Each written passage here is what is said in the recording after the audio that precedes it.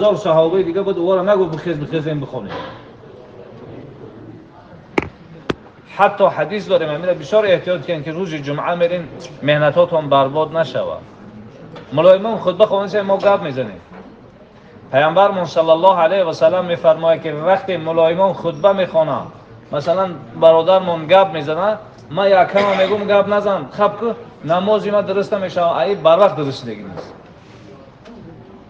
میفهمید؟ حضرت عمر رضی الله تعالی عنه میفرماید که کسی در وقت خطبه خواندن گپ میزنه من میخوام که دهش پر خاک شود. انسان دهش کی پر خاک میشود؟ مره زیر قبر شود. یعنی منظور حدیث حبیب خدا حضرت عمر همی است که کسی در وقت خطبه خواندن گپ میزنه خدا بمبره. بعضا میبینیم ملایمام در درون نمازامون به خاطر چی برادر جان نوار نگیری خوبتر میشه. برای چی میگیم که مسئله ها را در بین مردم چرا آگاه کردیم؟ مسئله های ضروری است. مسئله های نمازمون ملایما خوانده سه ما عقیب تکرار میکنیم. روز پیامبرمون هم صلی الله علیه و سلم نماز میخواندن صحابه از عقیبش تکرار کردن. حضرت بسیار ناراحت شد گفت مالی انازع فی القرآن چرا در قرآن جنگ میکنید؟ من کان له امام فقراءة الامام قراءة له. حبیب خدا گفت کسی ملایمان داشته باشه قرائت ملایمان برای او قرائت است. پس وقتی ملایمان خوان نباید از عقیب خوانده شود باید او را گوش کرده شود. لیکن یه روز ملایمان میخونه ما هم تکرار میکنیم بعض میگه حضرت ما یاد بگیریم آخه یاد گرفتن در دور نماز نیست برید غیر نماز برید یاد بگیرید. و پیامبر صلی الله علیه و سلم میگه در وقت ملایمان خوان تو نخوان تو گوش کن برای که قرائت ملایمان برای شما چی است میگه؟ قرائت است.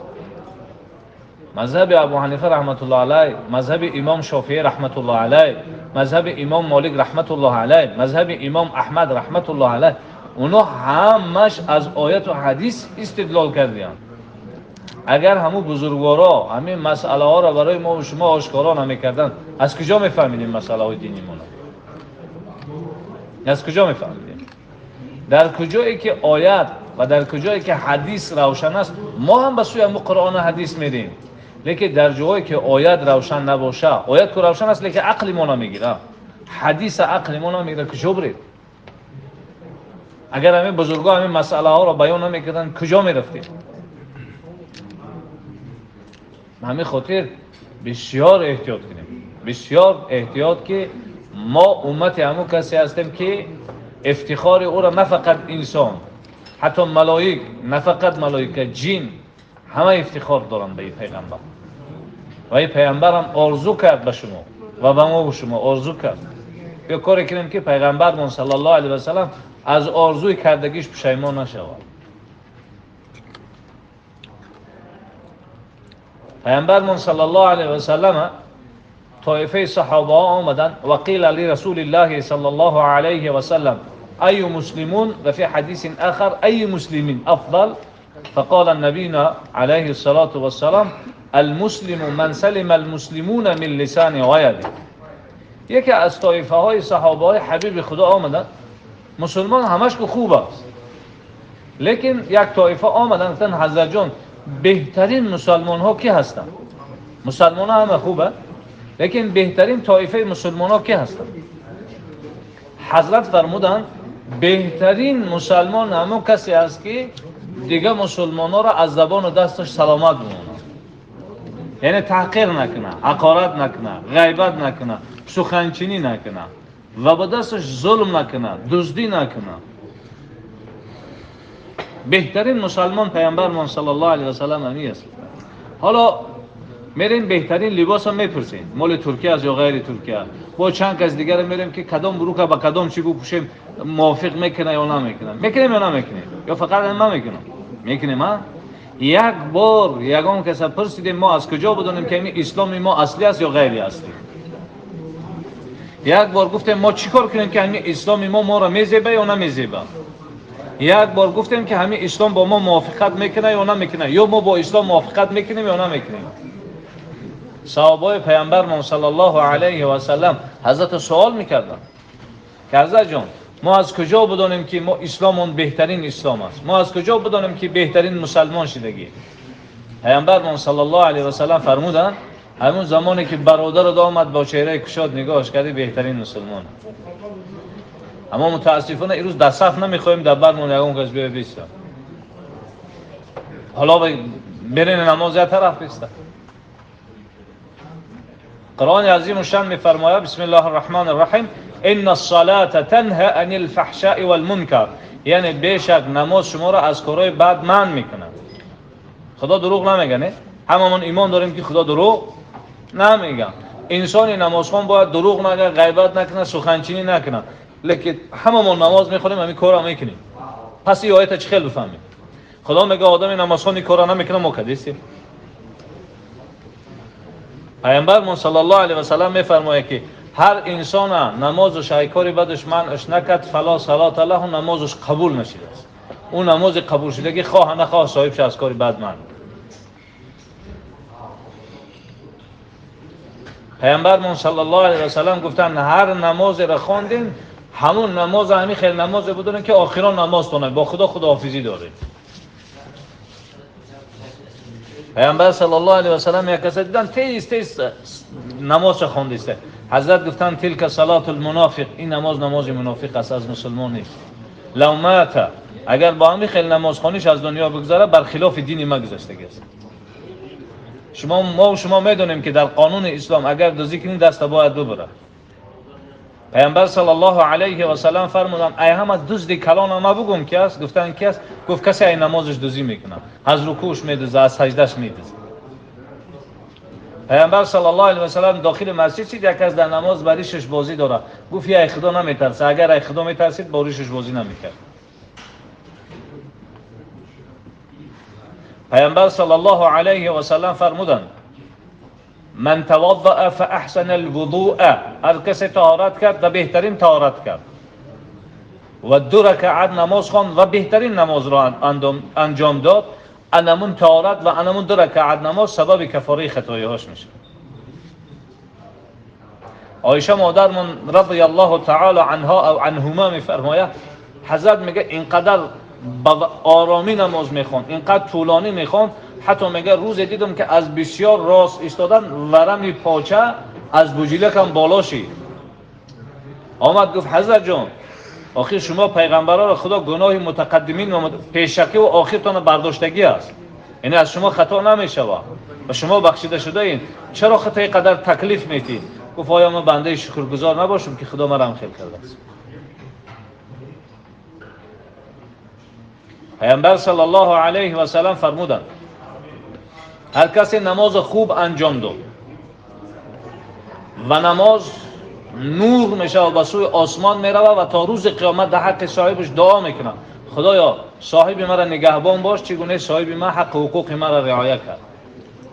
و اگر کسی گفت تست خواند نازکیاش و جان آورد مثل یک لطف و دود میشه و به سوی آسمان میروه و تا روز قیامت میگه خدایا صاحب مرا خار و زار کرد چه خیلی که مرا خار و زار کرد. صحابه پیامبر در اگر یک دشواری میشید در حال نماز میخوندن، اما اگر این روز دشواری بالای ما و شما بیاید هفته نماز نمیخونید. یکی از صحابه های حبیب خدا به بیماری قند گرفتار شد. این روزه کسایی که پاچه را میبرن گفتن باید پاچه تا ببرید. برای پاچه را بریدن باید یک دوایی بتیم که هوش برود. امروزه نرکاس. گفت هوش ما برو و ما خدا را یاد میبره رو. گفتن بله. گفت ما ایده تیار نیستم. گفتن آخه بیماری بالا میروه. خیر گفت بیا ما همین نماز داخل شدم شما جراحیتون شروع کنید. این روز حدیث برای ما و شما افسانه است. هیچ عقل قبول نمیکنه. نماز هم تمام شد پاچش هم کلته کردن. وقتی سلام داد طرف پاچش نگاه کرد گفت مبارک شو که تو پیش از ما جنت میری. تو در وقت نماز شهید شدی. نه که یک خواهش دارم من که از دنیا گذشتم مرا قطعا پاچه‌ام گور کنین شاید هم پاچه‌ام مرا به جنت ببره. اگر ایمو کلانتر کسی باشه یا داریم پیش ناخونامون روزای جمعه میگیرن میگن زیر خاک کنین تا عمل در حالت خوب رفتن و او اعضا انسان روز قیامت شفاعت میکنه. همین خاطر نماز در خیلی تنبلی داره. پیامبرمون صلی الله علیه و سلم فرمودن وقتی شما میگین بسم الله الرحمن الرحیم الحمد لله رب العالمین، خدا همه ملائکه را جمع میکنه میگه حمدنی عبدی، بنده من شکر مرا کردیسته. وقتی ما و شما میخوانیم الرحمن الرحیم، خدا میگه بنده من مرا تعریف داره. ما و شما میخوانیم مالک یوم الدین، خدا میگه بنده من واقعا شناخت که پادشاه اساسی منم. ما و شما میگیم ایاک نعبد و ایاک نستعین، خدا تو را عبادت میکنیم لیکن به عبادت من مغرور و متکبر نیستیم، بعد عبادت هم یاردم و کمک از تو طلب میکنیم. خدا میگه هذا بینی و بین عبدی، این تقسیم بین ما و بین بنده ما است، او مرا عبادت کنه ما او را یاردم میکنم. خدا در دیگه جا میگه بسم الله الرحمن الرحیم واستعینوا بالصبر والصلاه. شما اگر یک مشکلات دارین، خدا میگه با صبر و نماز از ما خواهش بکنین، ما مشکلات شما را حل میکنیم. حالا اگر یک شیخ صوفی بگیم خیلی افتخار میکنه، و خدا کی را شیخ صوفی میگه بسم الله الرحمن الرحیم و انها لکبیره الا علی الخاشعین. الله میگه نماز خیلی دشوار است. حالا اگر یک آدمی به نماز دعوت بکنه 1000 مانع میکنه، تقصیر لباسم به نمازه، تقصیر ای پگاه سر میکنم، روز دوشنبه سر میکنم، ای هفته سر میکنم، گویا که کسی در بخی گوشو گفته باشه تا هفته دیگر زنده میمونه. الله میگه برای آدم به نماز خیلی نماز دشوار است، مگر دشوار نیست برای او کسی که خدا میترسه. هر کسی نماز میخونه خدا او را صوفی و شیخ داملا گفته است. الا علی الخاشعین، مگر مشکل نیست، مگر دشوار نیست، مگر وظیفه نیست برای کسی که او خدا میترسه. و هر کسی خدا میترسه چی میگه خدا؟ ان المتقین فی مقام امین. کسی الله میترسه، خدا میگه او در مقام امن هست. مقام امن مفسرات چی ترجمه میکنن؟ از عذاب قبر خلاص است. الله رب العزت اول کتابش میگه بسم الله الرحمن الرحیم الف لام میم ذلك الكتاب لا ریب فیه هدی للمتقین. این کتابی است که در گام حرف حرکت شکی نیست. این کتاب رفیقی کسی است. این کتاب کسی را راه نشان میده. این کتاب جوره کسی است. این کتاب دوستی کسی است که او خدا میترسه. و کسی خدا میترسه کی است؟ الذين يؤمنون بالغیب، خدا را ندیده به خدا ایمان داره. و یقیمون الصلاه، نماز میخونه. و مما رزقناهم ينفقون، از اون چیزی که ما او را رزق دادیم اون نفقه میکنه، صدقه میکنه، زکات میده. خدا میگه انسان ایمان میترسه. خدا را ندیده ایمان داره. حالا تجارت میکنیم و دارین، حالا تجارت رو نشده الکی به همون فایدهش باوری دارین، همون فایزایی نیست باوری دارین، ندیده باوری دارین. پس باید مسلمان ندیده به جنت، ندیده به دوزخ، ندیده به الله و رسول و حبیبش، باید ایمان نباوری داشته باشه. کم اگر مصیبت بالا من بیاید، از فردا که بازار را محکم میکنن همه ما تشویشیم، چه گپ میشه، فلان میشه، فلان میشه. قرآن میگه ولا نبلونکم بسم الله الرحمن الرحیم بشیء من الخوف والجوع ونقص من الاموال والانفس والثمرات وبشر الصابرین الذين اذا اصابتهم مصیبه قالوا انا لله وانا الیه راجعون اولئک علیهم صلوات من ربهم ورحمه واولئک هم الفائزون. الله میگه ولا نبلونکم، امتحان میگیرم شما را. 3 ماه مکتب میخوره، معلمو باور نمیکنن، امتحان میگیرن، چورکیمون میگیرن. ببین افحسبتم انما خلقناكم عبثا، خدا میگه شما گمان میکنید ما شما را بی فایده خلق کردم؟ ثم الینا ترجعون، آیا بازگشت شما به سوی من نیست؟ که عشق آسان نمود اول ولی افتاده مشکل ها. ولا نبلونکم، الله میگه امتحان میکنم بشیء به اندکی من الخوف، ترس بالاتون میارم. هی ترس میارم، مخم میشه و بازار گویا دیگه شما رزق نمیابین نمیخورین. رازق و الله است. او خدایی که ماهی را درون بحر رزق میده، او خدایی که کودک در شکم بچه‌اش رزق میده، ما و شما را رزق نمیده. بشیء من الخوف والجوع، گرسنتون میکنم. و نقص من الاموال، مالاتون کم میکنم. و الانفس، خشتواراتون میگیرم. مال تمیوری نمیگذارم، مالات میبرید در مغازین سودا نمیروه. خدا میگم 1445 سال پیش گفتی است خدا، من کارو میکنم میگم. لیکن همون حالت میگه و بشر صابرین، خوش به حال همون انسانی که صبر بکنه. صبر چی کنه؟ اذا اصابته مصیبه، اگر بالاش مصیبت اومد میگه انا لله، ما از خدا هستیم و انا الیه راجعون، بازگشت کنم به سوی خداست. بزرگا میگن اگر کسی مالش گم کرده می آیه را بخونه مال یافته میشه. انا لله و انا الیه راجعون، ما از خدا هستیم، بازگشت ما به سوی خداست. ابو حنیفه رحمت الله علیه درس میگفت، گفتن از شترات دزدیدن گم شده است. طرف دلش هم خیلی نگاه کرد گفت الحمدلله. درس تمام شد، گفتن از شترات یافتیم. طرف دلش نگاه کرد گفت الحمدلله. حضرت گفتن گم شدم الحمدلله، گفتن یافتیم الحمدلله. گفت همین جای گفتن گم شده، طرف دلم نگاه کردم هیچ چیزی نشده، گفتم الحمدلله. گفتن یافته، طرف دلم نگاه کردم که هیچ خرسندم نشده، گفتم الحمدلله. لیکن این روز مصیبت ما دام یار برادرت گذشت، میگه خدا صبر جمیل بده دیگه، این مصیبت را یا طرفه کرده دیگه. بشیر الصابرین الذين اذا اصابتهم مصیبه قالوا انا لله و انا الیه راجعون. یکیان اولئک علیهم صلوات من ربهم و رحمه. انمی مصیبت زدارا هم دعا و هم رحمت خدا برای او هست و نجات برای ما و شما هست. بزرگان میگن اگر یک مصیبت بالا آمد بعد او خیر است. اگر مصیبت آمد صبر کردی جنت، شکر کردی زیاده نعمت. پس از جانب خدا مصیبتش قدر فایده داره. پس این طرف ختم فکر کنین برادرای بزرگ. چرا صحابه پیامبر تا این روز از زبان مردم نامشون گم نمیشه؟ بیوزنی بود، از فقیر بود، حتی همون شب افقاد خوردنش نداشت. از جانب پیامبر صلی الله علیه و سلم مقدار صدقه رو کردن، گفت مسیرم خانه همسایه‌مون برام، اگر 10 لیمچه باشیم یک کس دیگه یاردم بکنه 11 لیمچه رو خودم میگه خانه همسایه‌مون نمیبره. گفتن این خاص برای خطت است. گفت که ما سیر هستم خانه همسایه بریم. حبیب خدا گفتن که اگر حال سیر هست بگیره مانا پگه بخوره. او زن صحابه گفت که برای حضرت بگو که تا پگه کفیل میشه و گران میته که من زنده هستم، اگر حال بگم من قبول میکنم. کی میدونه که پگه چی گپ میشه و چی کار میشه؟ همین خاطر بچه جانو، اکاها، دادرو هر جای ما را نصیحت میکنن، قرآن نصیحت میکنن. قرآن فقط مسلمان را نصیحت میکنه، قرآن غیر مسلمان فقط عذاب میگه، دیگه چی نمیگه. هر نصیحتی هست خود طبیعت بارا میفوره یا نمیفوره، این نصیحت خدا است برای مسلمان است. همین خاطر چگونه که همین زراعت محتاج باران است، انسان مسلمان محتاج امر معروف باید باشه. چگونه زراعت با آب میسبزه، انسان مسلمان باید با امر معروف بسبزه. همین خاطر خدا برکتتون بده که یعنی وقتاتون غنیمت ندونستین آمده، دریغ ندونستین آمده. خدا در همین وقتی که جدا کردین آمدین، خدا برکت نصیبتون بده. یعنی دعوت حکم قبول کرده آمده، یا سنت زنده کرده. پیامبر صلی الله علیه و سلم میفرمایند که اگر کسی از سنت ما را زنده بکنه بیشک او مرا دوست داشته است. و پیامبر میگه کسی مرا دوست بداره بیشک الله او را دوست می‌داره. پیامبر صلی الله علیه و سلم میگه اگر سنت آیاتش زنده کردین 100 برابر شهید ثواب میگیرین.